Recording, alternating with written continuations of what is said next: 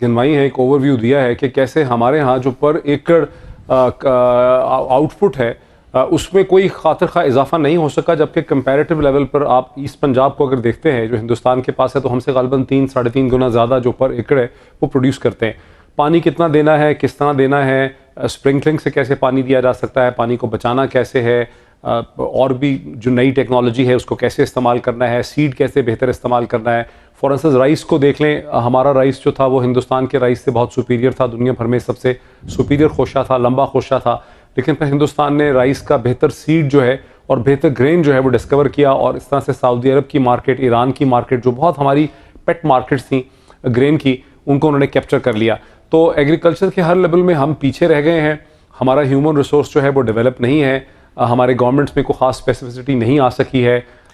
अकील भाई, पूरी दुनिया में आलमी मार्केट जो है उसे मंदी का निशान है, बल्कि क्रैश का अब निशानात हैं, और कई बिलियन यानी 300-300 बिलियन डॉलर जो है मार्केट से इवेपोरेट कर गया। पाकिस्तान में भी मार्केट फ्लक्चुएट करी है, कभी सुबह ओपन होती है तो 2100 पॉइंट डाउन जाती है, फिर 45% अप आती है। ये वो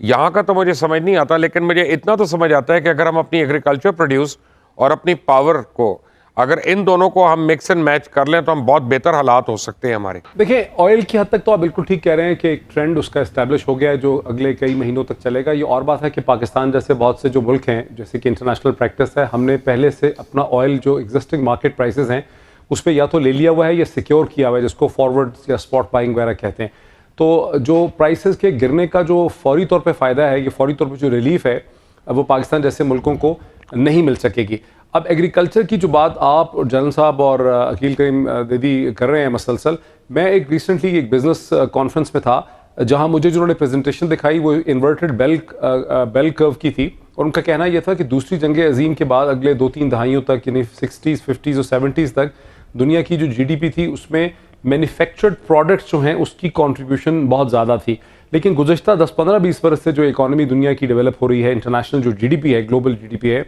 उसके अंदर जो वैल्यू एडिशन है, जो ज़्यादा GDP कंट्रीब्यूशन है वो सर्विसेज में से आ रहा है। यानी जहाँ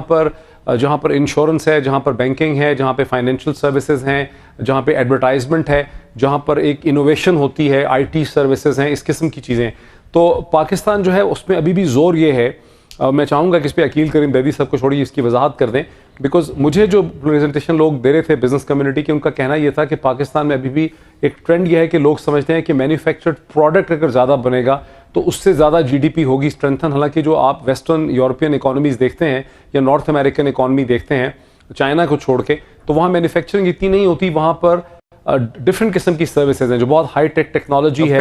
ह्यूमन सर्विसेज हैं, human resources, basically value added product services हैं, अपर एंड पे जा रहे हैं ना वो।